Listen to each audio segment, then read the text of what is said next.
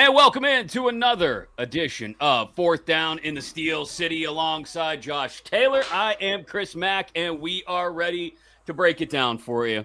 What feels like another improbable win for the Steelers. They're 4-2. I can't say it without laughing, but they're 4-2. My God. If you're watching on YouTube, thank you. We appreciate it. You're seeing the hat that I'm wearing. It's actually not for my daughter's high school. It's for the man who they should just build the whole damn plane out of, as Josh would say, TJ Watt. If you can't see us I love it. If you can't see us on YouTube, that's Love okay. it. You're getting the audio-only version on whatever app you use to get your podcasts. Make sure you subscribe, you follow, rate, review, download, all the things, especially if it's in your free Odyssey app, AUDACY. We appreciate you being a part of Fourth Down in the Steel City several times a week, typically on Tuesdays to talk about whatever Mike Tomlin talks about, a pregame edition for you late in the week, and on late Sunday nights, early Monday mornings, a post-game edition for you as this one is. And Josh, I'm going to just continue with the same analogy because it works from 2 weeks ago. The zombie Steelers will not die. They come for your flesh and your brains, and any team that won't kill them, they will kill you. I don't know how they're doing it. They just refuse, like I said a couple weeks ago, like the bad horror movie villain, like Michael Myers, like Jason Voorhees, like Freddy Krueger, like a zombie. They will not go away. And the Rams didn't put them away when they had a chance, and the Steelers capitalized. And how many Halloween movies were there? How many Nightmare on Elm Street movies were there? How many Friday the 13th movies were there? Because all these times, all these people could not seem to figure out how to get rid of the killer. And that's what keeps happening. They just keep making sequels on y'all. It's what they're doing. They got sequels and reboots and refreshers and Jamie Lee Curtis coming out the bubble wrap and the whole 9 yards. And they've been doing this, Chris, for years. Now, I'm dropping this early because it was discussed during the game. I need to get this stat out because I think it's important. And because it's this, I keep hearing this over. They can't keep winning games like this, and this is outdated. And they can't keep doing this. And they made it a point during the broadcast to mention that this team hadn't had a 400-yard game on offense since week 2 of 2020. Okay? Mm-hmm. They have now played 54 games since week 2 of 2020. All right? They played 54 games. 54. How many of them do you think they won? Most of them, right? 2/3 of them, maybe? Yeah. They won 32 of those games. In those 54 games since week 2 of 2020, since that last 400-yard offensive game, their record is 32-21-1. That's their record in that 54-game span. You're saying it's working somehow. It's somehow working. But here may be the reason why. In 30 of those 32 wins, the defense allowed 24 points or less. Mm-hmm. In 27 of them, they allowed 21 or less. And in 26 of them, mind you, they won the turnover battle. There you go. That's it. I've been talking about this for how long, Greg Finley, our producer? I've been saying this for a couple years now. 20 points or less, win the turnover battle. They've been doing it for 4 years. And you've been saying that for 4 years, John. I've been saying it for almost 4 years. This is what their identity was after week 2 of 2019. When Ben Roethlisberger's elbow went kaput, they were like, you know what? We're going to have to build this another way. Mm-hmm. That's exactly what they've been doing. And it's been 4 years and counting. 4 calendar years and counting, going on 5 seasons. This is the end result of it. I know people don't like it. I'm going to keep saying this. Style points only count in the FBS. In the NFL, winning games is hard enough, especially when you're doing it the way they are. It really ain't easy. And somehow they keep doing it. I would add that, let's see, I'm going to do a quick count here for 42 of those games, too. 42? Yeah, that sounds right. TJ Watt has played, which is an important part of things. Very important part of things. Without that guy, you don't win the Cleveland game. Without that guy, let's see, where else do we fall short this year? You probably don't win the Ravens game. You don't win the Ravens game. You don't, I don't think, win today because he immediately turns the momentum around on the, second or third play of the second half. The guy is You know what? Fine, build the whole thing around TJ at this point. I will admit, the first couple drives of tonight's game, I'm sitting there watching it. I'm thinking, man, I don't know. They're getting run on. This shouldn't be happening to a team that's down to their third and fourth, tailbacks. But here we go. They're getting run on. And then the Steelers adjusted. The Steelers got out of the first half still standing, right? Like Rocky only Balboa. Giving up 9 points, which is still pretty crazy when you think about it. Right, like Rocky Balboa getting worked by Apollo Creed for a few rounds and then suddenly popping up with 2 swollen eyes in the 12th round. Like, they come out, TJ makes the play, and everything kind of flowed from there. It wasn't seamless from that point. You still had the big Nakua catch down the sideline, which we can get into, and everything that revolves around that. But you still had a field goal kicker, to be honest. Sorry, that's what he does when he kicks. He chokes. Brett Maher missed 2 field goals and an extra point. That's between that and the TJ Watt pick that ends up turning into 7 points 3 plays later. There's your 14-point swing in today's game. Kicking and a turnover. I hate to simplify it, but there are Dallas fans that were probably watching that game with the Steelers and Rams and watching Brett Maher missing those kicks, and they're like, see? Told you. We been new. Yeah. Y'all ain't saying nothing we ain't heard. Dallas fans already know. They know what time it is. Get back to us when he does it in the playoffs. Exactly. That's what they're saying down in Dallas. They're like, hey, we knew about that. That's why we got rid of him. Y'all can have him. They knew. But not to oversimplify this thing and just break it down to Brett Maher and TJ Watt. Because it wasn't just down to him. Because if the Steelers don't get the stops that they did on third down, then they don't get to that. I think they held the LA to 7-16 on third down, which to hold that team that's actually pretty good, like 9th in the league coming into this game, to hold them that well on third down, and I do consider that to be well if it's less than 50%. I credit that a lot to having to put the game in their kicker's hands or on their kicker's foot to not successfully carry it out. So to your point, the Rams were 9 of 16 overall for the game, but in the second half they were 4 of 7.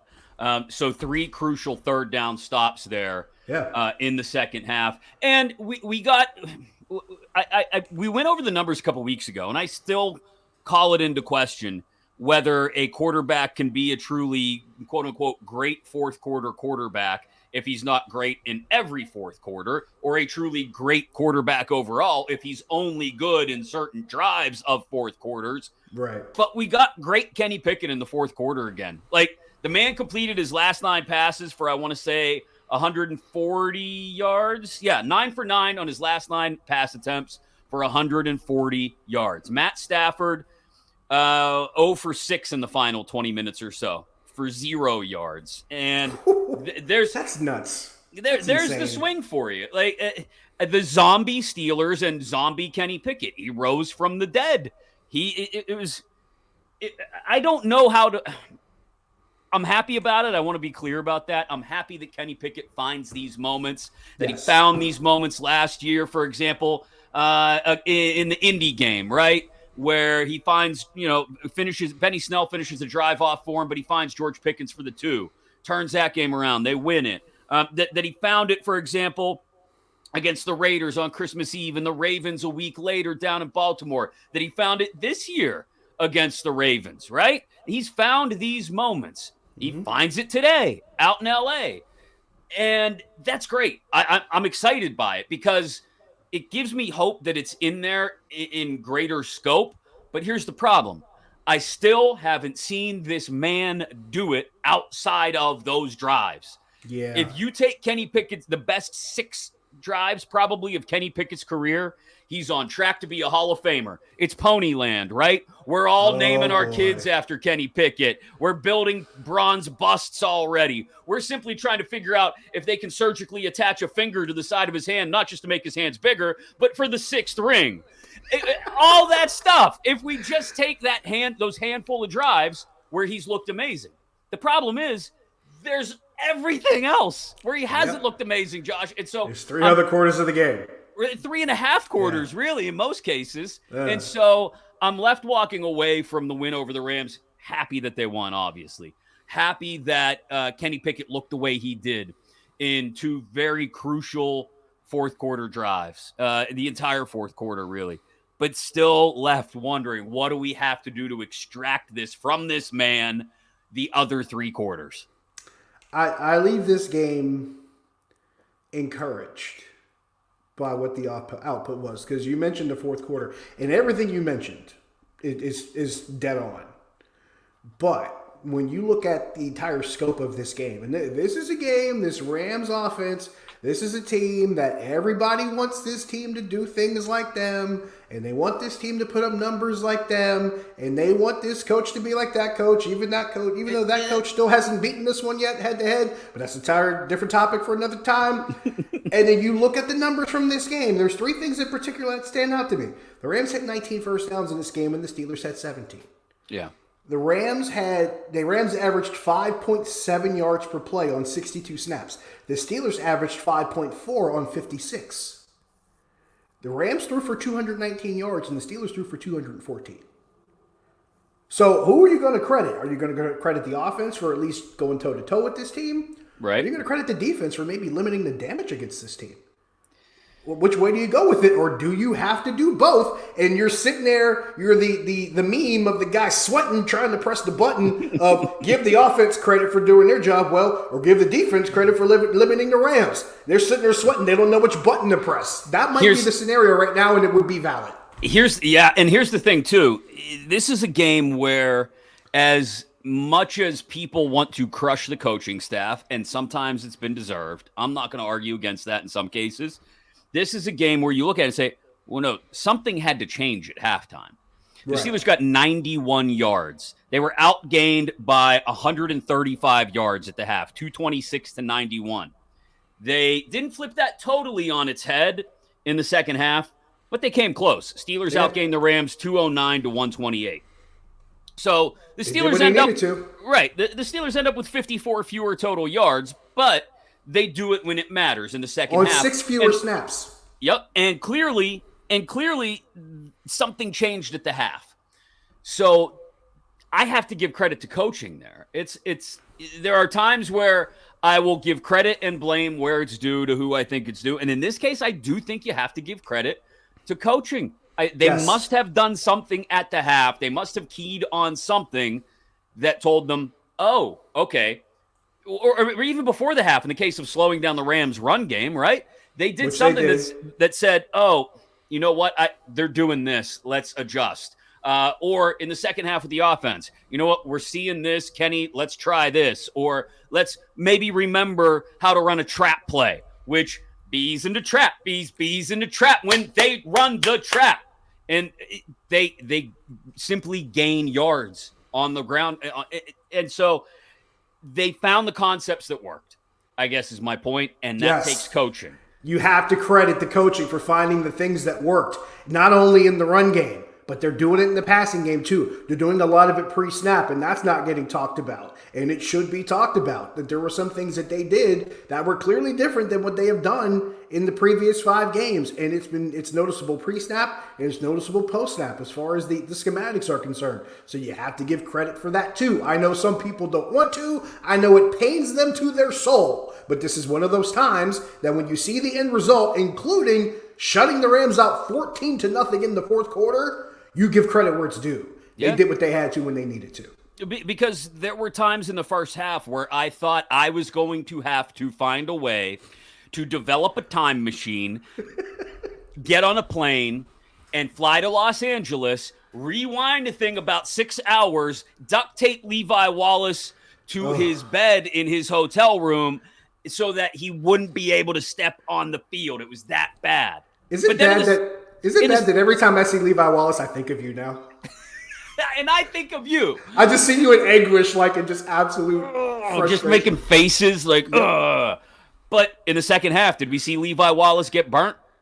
No. There was an adjustment made. There were things done today. There were even adjustments made, I would say, coming into the game that maybe there were twists off of it after the fact. But I think Daryl Johnson actually pointed out at one point. He said, Minka is not down in the slot. We haven't seen that yet today. Yep. And this was in the early second quarter, about halfway through the first half. But it was a good point.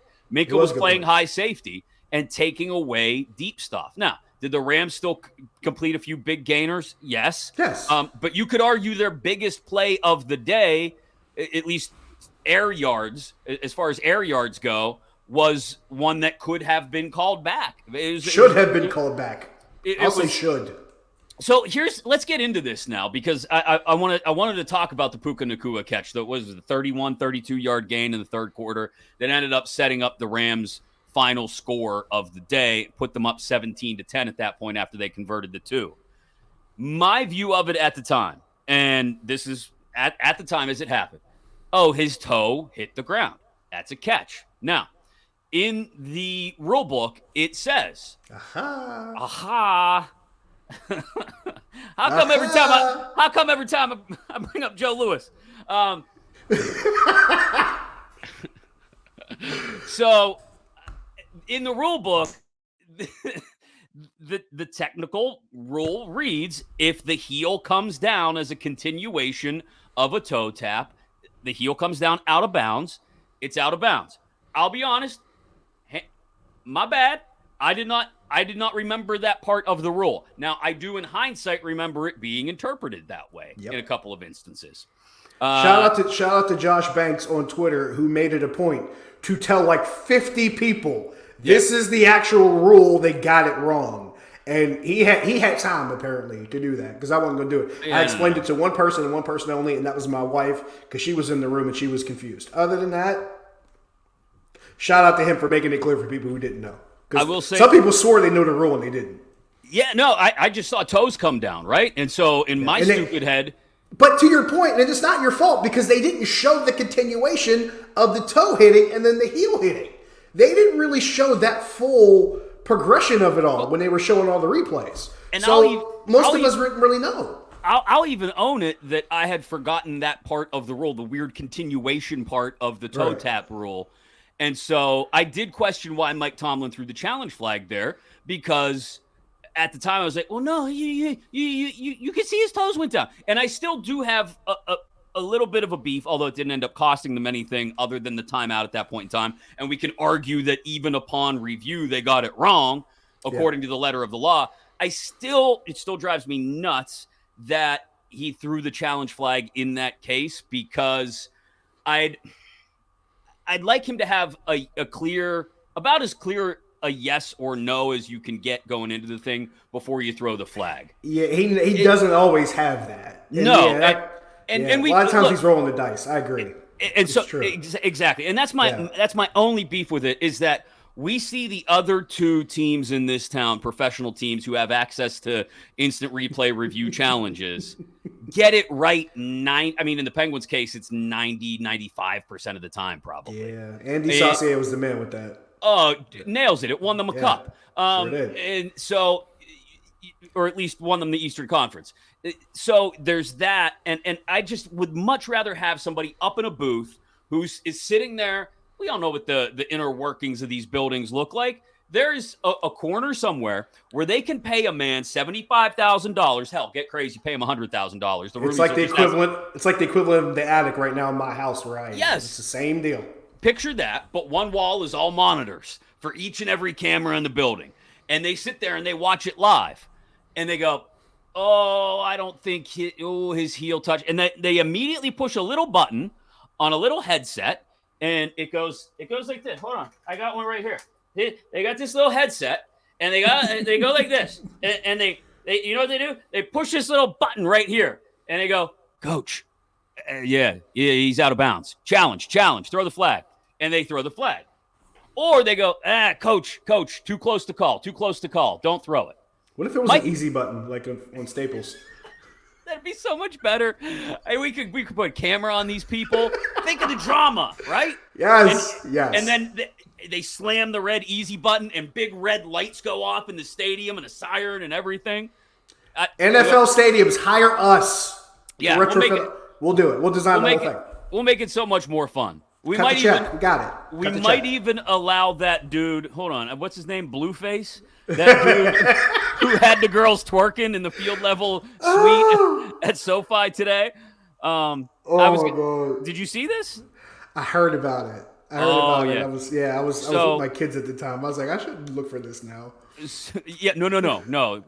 Make sure the kids are asleep. I'm not even going to give any more detail about it now because Greg Finley, our producer, I don't want him. I don't want Greg to see it. I don't want him to be defiled by. We don't want to corrupt the pure, wholesome young man that is Greg Finley. No, I don't need Mr. and Mrs. Finley coming after me. Are you kidding me? That's fair. But yeah, anyway, so we will make games entertaining, and it won't even take girls twerking in a field level suite. Okay. But we'll consider it on a case-by-case basis.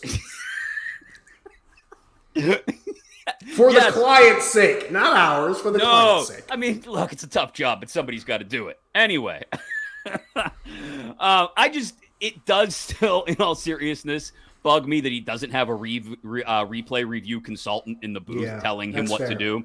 And my initial knee-jerk reaction was, what are we doing? This is a classic example of blowing a timeout. Now, again, the refs ended up blowing the call. The Steelers ended up coming back to win the game anyway. So it spiders out in a million different directions from there. It didn't end up deciding the game. There were other penalties called that really lent itself to this game having a feeling of constantly being this close to going off the rails. Yeah. You've got the George Pickens block, which I'll be honest, that's a tough one for me. That's football, man. Yeah, exactly. That's a football play. Who among us who has played a collision sport at some point in their lives has not had their sinuses cleared on a clean hit like that, a clean block like that? He uses his shoulder, right?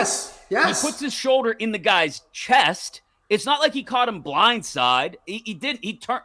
The guy didn't see him because he wasn't paying attention. That's what happens. That's what you do is you block somebody when they're not paying attention. Far be it from me to watch a Steeler wide receiver who played collegiate football at the University of Georgia take it upon himself to use his shoulder and clean out a blocker and making a pure football play. And my rationale behind it is this. What is he supposed to do? Just stand there and let his guy get tackled? Like it's that's what really bothered me. That's the line we're walking here. Is Moose Johnston on the broadcast tried to insinuate that George Pickens should wear one there so that his guy can basically get steamrolled for the better of his team. And it's like, no.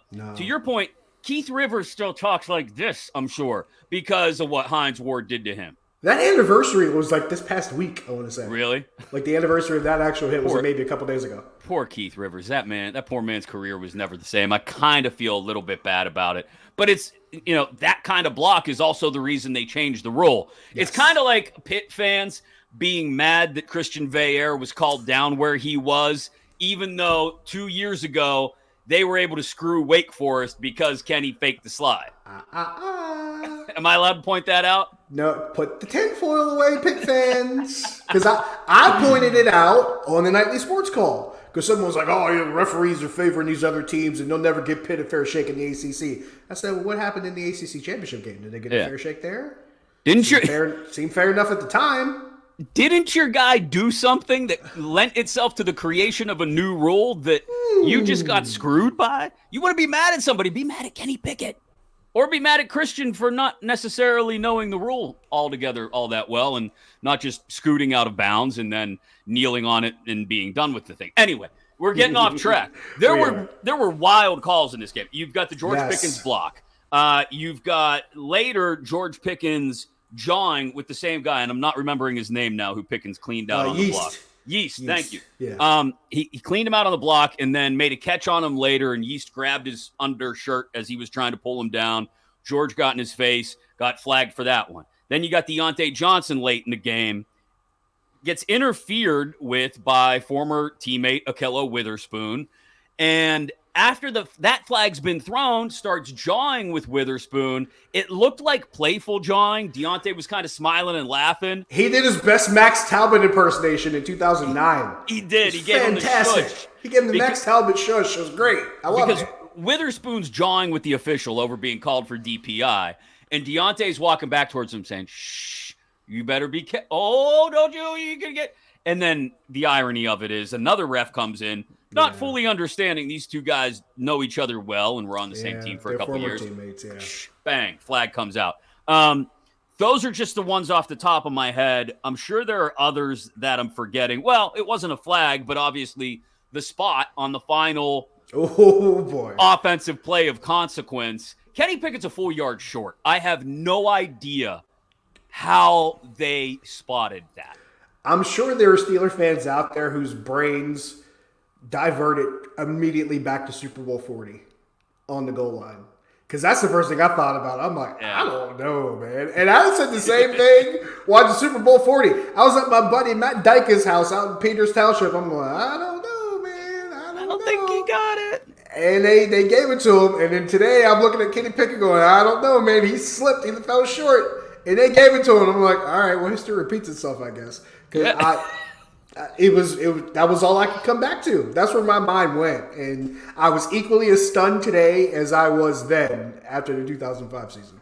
But, I mean, I don't know what to say because it was a bad weekend for officiating overall, it felt like, not just in the NFL. But, we referenced the Veillere slide, and there were calls at the Penn State-Ohio State game that I'm not going to whine about because technically they were calls that I guess had to be made or could have been made. And but it was just a rough weekend for officiating, and it extended into this game. Now, I will say this. That's not what won the Steelers the game, clearly, because they got victimized by more of those calls than helped by those calls. And there were a lot of calls that were not made, like holding calls every other snap on TJ Watt or Alex Highsmith or maybe even Larry Ogunjobi, because some of those guys were getting like wrestling moved to the mat. It was crazy. It's getting to James Harrison 2008, 2009, 2010 levels. It feels like that, yeah. That's a good comparison.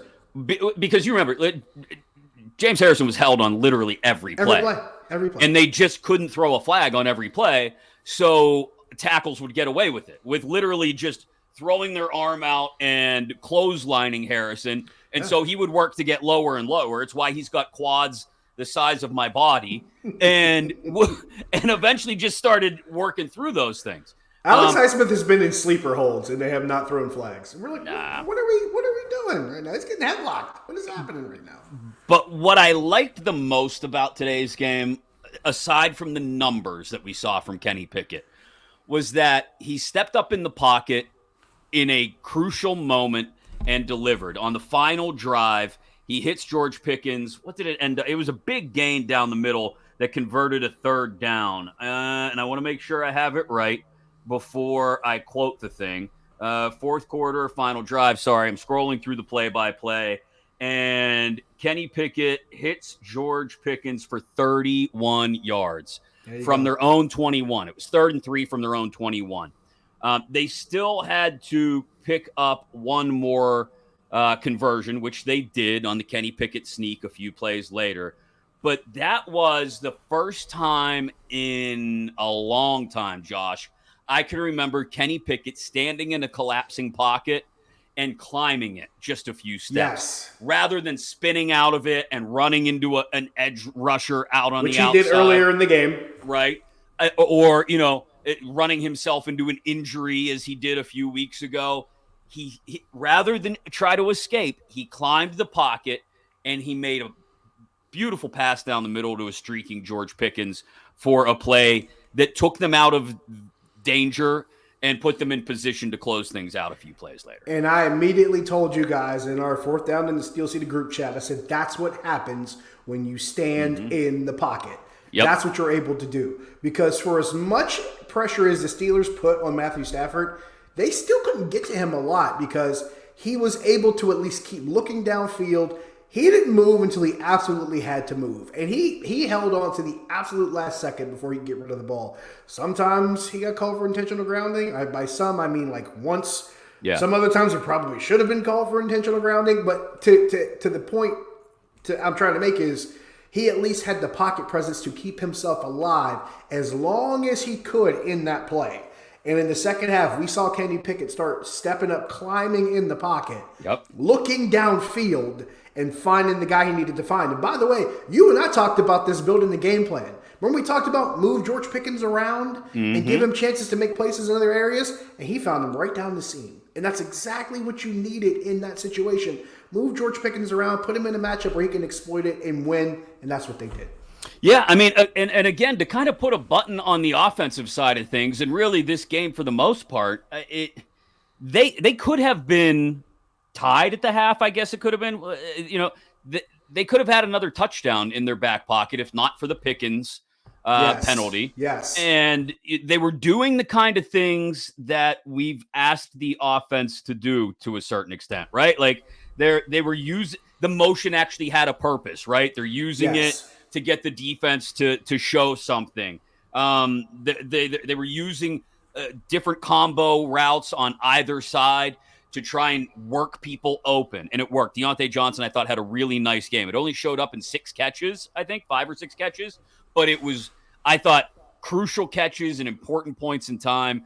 And again, just like we said the other day, pregame, it lent Kenny Pickett a little bit more sense of a little bit more comfort, I guess. And there was balance in the targets too, because Pickens had 8 and Johnson had 6. So we saw that as far as how he was able to distribute the ball well. You were the one that pointed that out. That was you. That was very important, Josh, that we not let the game play itself out. And if Deontay Johnson gets a couple more targets to get him back into the rhythm of the game, then so be it. George Pickens isn't going anywhere. We all know he's still your most talented guy.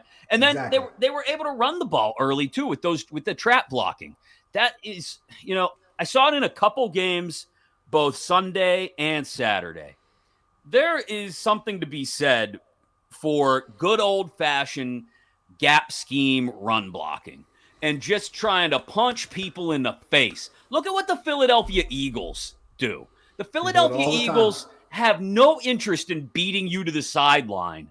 They have no interest in beating you to the sideline. They want to hit you in the mouth. Right. If they want to get the ball to the outside, Jalen Hurts will throw it out there to one of their uber-talented receivers, which, by the way, the Pittsburgh Steelers have a couple of talented receivers. They do, whether we like it or not. If they want to run the ball, they're going to pick a gap, and they're going to say, you know what?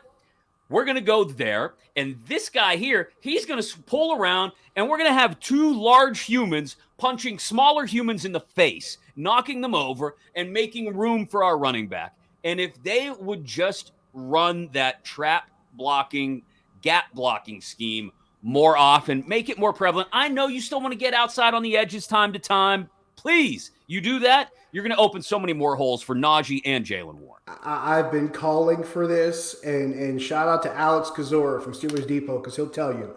He and I go back and forth with this on Twitter all the time. Take it back to peak Le'Veon Bell, Marquise Pouncey, David DeCastro. Counter to the left, power to the right, rinse, repeat. And just do that, and sprinkle in a little George Novak principle. Do it till they stop you. Right.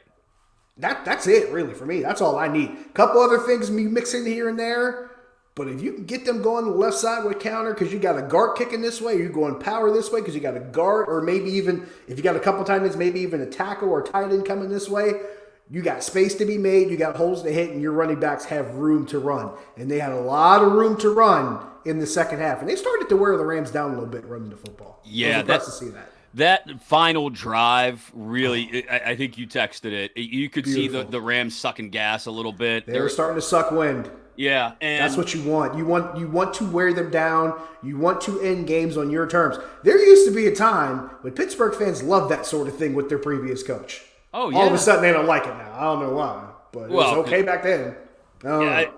Look, whether you it like still works. Yes, and whether you like it or not, that's the philosophy with which this team was built. Sorry, your friendly 4th down in the Steel City broken record here, but that's the way this team is built. They are built to do stuff like what they did today, and when it works, you get what you get in today's 4th quarter, a defense that started to get worn down a little bit from the run game, and a quarterback that for some reason pulls magic out of his rear end every couple of 4th quarters. We've seen that a lot too in this franchise. Yeah. And regardless of how you want to try to characterize it, regardless of how bad you want to make it look, guess what? They've been doing it for a while, and when they do it for the most part, and quite frequently, and more often than not, it works. Yeah.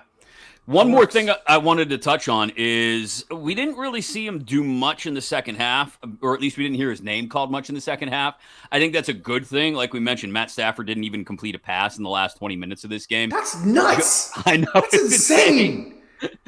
They held that guy. Yes, with those receivers. This offense, with those receivers that we're supposed to run and hide in fear of, because apparently Sean McVay and anybody that like follows him, apparently he's like Voldemort and they're the Death Eaters, and we're supposed to be like just mortally afraid of them. And they kept that offense quiet. We cannot talk about this game and not mention that part. And when you mention that part, give credit to the people who deserve it, because that's something you do not always see. Especially with that team, that offense, and that quarterback. The last person I wanted to bring up is a guy who we all wanted to see play more, and he played more today because of the way the Rams offense is structured. Joey Porter Jr., he had a big breakup in the first half, and I wish they would have just let him follow Nacua all over the field. They didn't. Yeah, they were going to get that to him right away. But it still worked out in the end, and I think we're starting to see – look, he can't tackle. No, he got smoked on the play when an open field tackle. I texted. I was like, imagine being Joey Porter's son and not making that open field tackle, not being able to tackle there. That's just that you know it's gonna get brought up at dinner one night. Oh yeah, when Joey's gonna be eating and be like, son, we gotta talk about that third quarter. You know that's coming. You know that discussion's coming. He texted him already with a screenshot. I'm sure. Like, come on, for real? For real? You got my name. I give you my name. That's how you do me. That's how you do me. What happened? Looking like Denzel at the end of training day. Oh, I see how it is. I see how it is. Looking like Alonzo. Put cases on all you. Come on, man. Like you can't, man. You can't have that name and do that. You can't. You never live that down. But to his credit, he could have taken that and let it affect him. He handed his licks out. He took his licks and was able at the end to make another big breakup on the play that was important. So again, credit to him for being able to dole it out and take it and still make plays when he was needed to. You're right. And again, I am not I'm not drafting Joey Porter.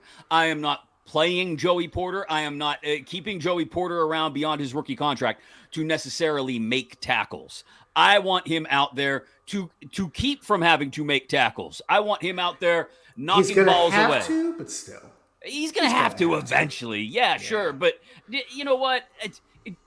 Was Deion Sanders out? I can't believe I'm making this comparison. I'm not making a comparison from Joey Porter Jr. to Deion Sanders. Yeah, let's not do that.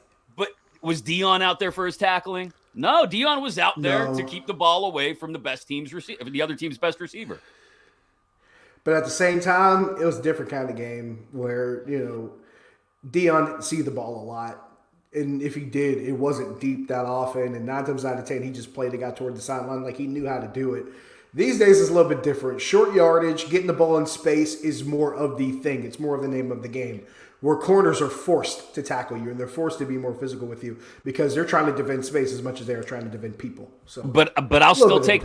Yes, it is, but I'll still take the breaking up of the pass before it ever gets completed over the tackling of the ball after it gets completed. Because there's 10 other dudes out there. It's not that I disagree with you. The only problem is that the philosophy of the coach that he plays for and the defense that he used to coach and the unit that he used to coach when he won a Super Bowl ring as an assistant, they didn't believe in that. They believed in tackling the catch and swarming the ball and punching it loose and getting the guy to the ground by any means necessary. So your assertion is valid. Don't get me wrong. But that won't fly in every circle. It won't fly on every defense that you play on, and it may not fly for every coach that you play for. Good point. Just it's not fair there. It's not a Tampa 2 concept. You want like you said, you want your guys there wrapping the ball carrier up and letting everybody else come in and clean things out. Because you might not even get that same sentiment from former corners who played here in the past and may wear the same jersey number of same former corner. Oh, yeah. You and I both worked with Ike Taylor. I could tell you, man, sometimes you got to put your face in the fan. And I wasn't scared to do it. So there's that dynamic, too. He'll get there, I think. He will. I think he can with time. I agree. He'll get there. As I bang my knee off my desk. He'll get there when he has to. But in the meantime, I'll take the natural coverage skills that he has and continues to develop. And accentuate the positive. And I think they did that. I think they're doing that now, actually. The only other thing I have a beef with, and I'm not gonna leave on a negative. I'll find something else positive to put the cherry on top of the sundae here before we wrap it up. The only other thing I have a beef with is the Dan Moore for Broderick Jones. Dan Moore didn't look terrible out there. I don't think. I'll go back and look a little more closely, play by play and all that. But there were times early where you went, this team might be better off with Broderick Jones out there at left tackle. I don't disagree. Anybody who's heard me talk about this team and talk about what I wanted during the offseason, two of the things I wanted were particularly in name were Broderick Jones and Isaac Seumalo, and he delivered with both guys. So, of course, I'm going to want to see both guys. Seumalo looked much better today than he has at all the rest of the season, at least in the run game. People keep talking about that Jalen Warren touchdown. It's like, oh, see, this is why he's different from Najee. No, what's different from when Najee had the ball was that Seumalo took out two dudes. That's why that play was different. Because he did the thing that we hadn't seen that often. I don't think we'd seen that since the preseason. No, we had talked so much about stuff that happened in the preseason. They were making blocks like that in this game in the third quarter during the preseason. That was the last time we saw stuff like that. So when you see Seumalo make a block immediately at the line of scrimmage, get to the second level, and take out another guy that springs Warren for a touchdown, that's what we've wanted all along. That's always what we've wanted. And also, Dan Moore, by the way, blocked pretty well on that one too. So you got to give him credit. You know what? I got the positive thing for you to go out on. How about Dan Moore getting this spike after Kenny Pickett's tush-push touchdown? Was that really a tush-push, or was it just a sneak? Probably more of a sneak. More of just a sneak. I mean, he got a little bit of a nudge. But Dan Moore getting the spike after Kenny Pickett scored. I thought that was a message to be sent. Good for him. To be interpreted, if you will. Maybe. Yeah. Well, I wonder whose idea that was. I did not hear that discussed after the game. I might have to listen to all the post-game stuff and find out. Yeah, we'll have to see. I'm curious whose idea that was. If not, that'll have to be asked about this week. Yeah. Somebody down on the south side will have to ask around. I'll give you one more positive before we wrap this up. This team is somehow, I laugh every time I say it. This team is somehow 4-2, Josh. They're 4-2. They are in playoff position, just a half game back of the Ravens, tied with the Browns at 4-2. Naturally, the tiebreaker over Cleveland because they beat them in their first meeting.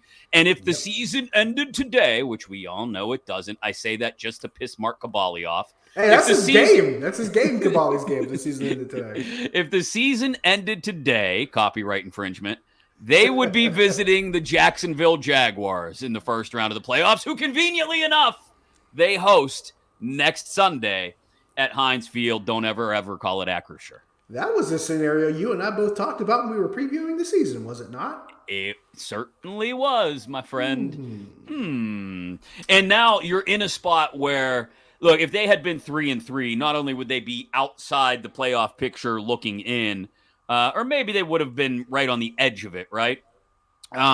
They would have been in a spot where you still can't. It's kind of like I talked about, and I wrote about it the other day.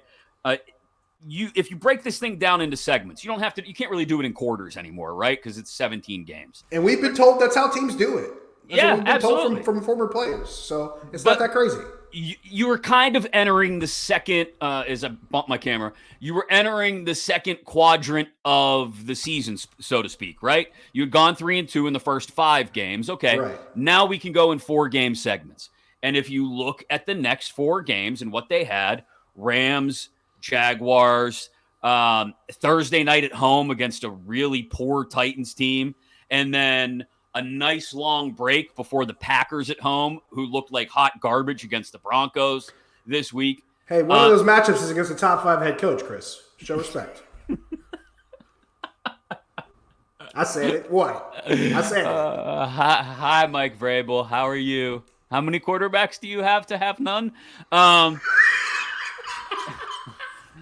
If you would have looked at this 4-game quadrant, so to speak, Rams, Jags, Titans, Packers, and said, okay, even if we only go 2-2 in this quadrant, we'll be 5-4, right? And we'll still have the Cardinals and the Patriots out there on the schedule. Like 9-8 and even 10-7 in a wild card are still eminently possible.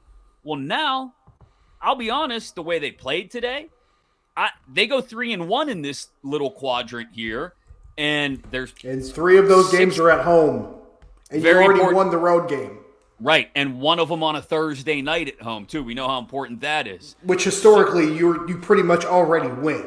So I'll even chalk up either the Jags or the Packers as something weird or quirky happens, or I don't know, turnovers, young quarterback plays like a young quarterback again, or I don't know. Anything can happen. Let's say they go 3-1 in this quadrant of games, and then they are 6-3 going into their back-to-back Ohio trips. That's it. The back-to-back Ohio trips are backed up by Arizona and New England on a Thursday night at home. I mean, we wouldn't be wrong to take 2-2 in that 4-game stretch, right? And just I'd break it down a lot more simply.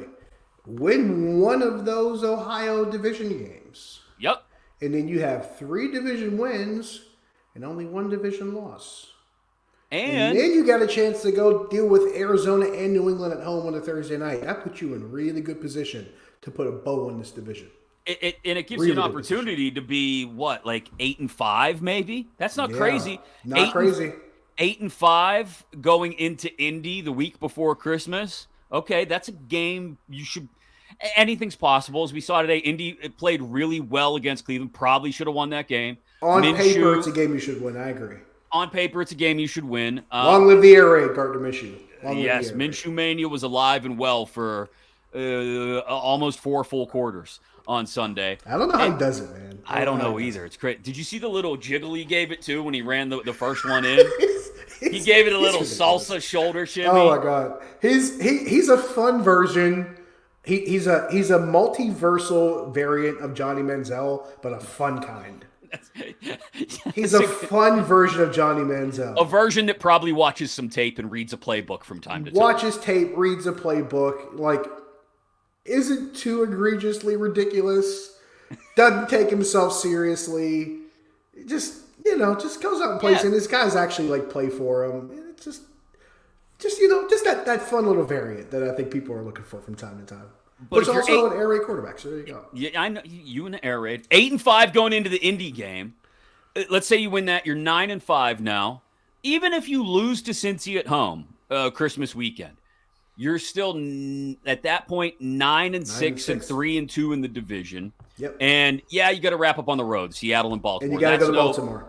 That's no easy task. No. But you win in Seattle, you're 10-6 going into Baltimore, maybe with a chance to steal the division, maybe, depending on how things shake out. Or at the very least, if you're 10-6 going into the final week, you're talking about playoff positioning, you're talking about playoff seeding, and not whether you're getting in or not. Without question. If you're 10-6 going into the last week of the season, you are definitely talking about where you're going to play and who you're playing, as opposed to whether or not you're going to be playing next week. I think that's totally fair. And all of this, as we just laid it out, sounds fantastical to you, perhaps. Like, there's no way. God, they're not going to have a 10-6 going into the final game. What do you guys are high on the black and gold dust. No. That even includes a loss against Cincy and that includes 2 Cincy losses. That includes a loss to Jacksonville. That includes, there are so many teams on their schedule now who, if they played the way they did today, which let's admit again was not pretty, but they were in the game until the fourth quarter came around. Then in the game at the beginning of the second half, then the defense steps up. Then the defense steps up again late to really completely shut LA down. By the way, Cleveland did that last week against San Francisco, and they did it again this week. Exactly. All you need, think of the wild success we're feeling over this team right now because they scored 3 touchdowns. That's all you need. It goes back to your very simple prescription for this team, and that is score at least 20, shut down the opposing team. You've got the defense to do it, win the turnover battle, and you're going to beat teams like Tennessee and Green Bay and Arizona and New England and Indy. And, oh, look at that. I just found 5 more wins. And all of a sudden, 5 more wins. All you need to do is steal you already one got in what? Seattle. Yeah, or steal one. Yeah, exactly. So that's the magic of winning one on the road and somehow being 4-2 despite it being ugly. And there's the little cherry on top of the sundae. I might have to make a small request. Okay. The rest of the season, can we just have like a bumper with just like Bubba Sparks background music? Just Bubba Sparks ugly. You know. We're past that. Like it's It's not even like it's going to be this way. It is that now. We have embraced the ugly. I have an idea, and I'm gonna give. I'm gonna come up with it before the next show. Before Tuesday, when we are doing the Tomlin Tuesday breakdown, we will have what I think will work. I just got to make sure Greg can pull it off for us. And again, if you don't watch it on YouTube, I'm sorry. You may miss out on it. It may be a visual-only gag. Greg just threw you a message that said copyright infringement. Boo! Boo! We'll send Bubba Sparks. We'll send Bubba Sparks like $50. We'll crowd. I mean, we're good. We can. I need my early 2000s hip hop on the show. These are happening. I'm in my 40s. I don't have much left. Yeah, exactly. It's the last little bit I can hang on to. I put Jay-Z on in the car the other night with my daughter and her two friends as I was driving them to this like haunted house type deal out in the middle of nowhere.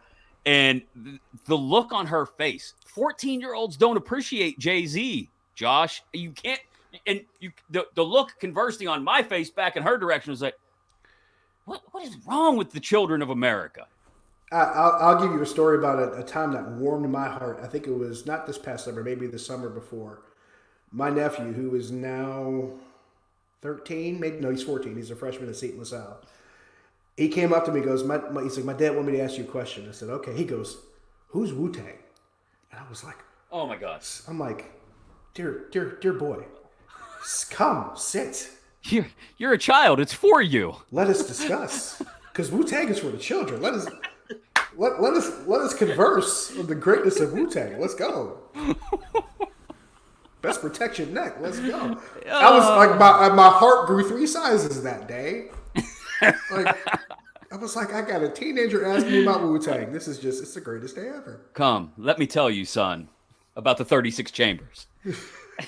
Like an old grizzled wizard. Come and I will tell you about I'll tell you about old dirty bastard. I'll tell you the story. Come sit.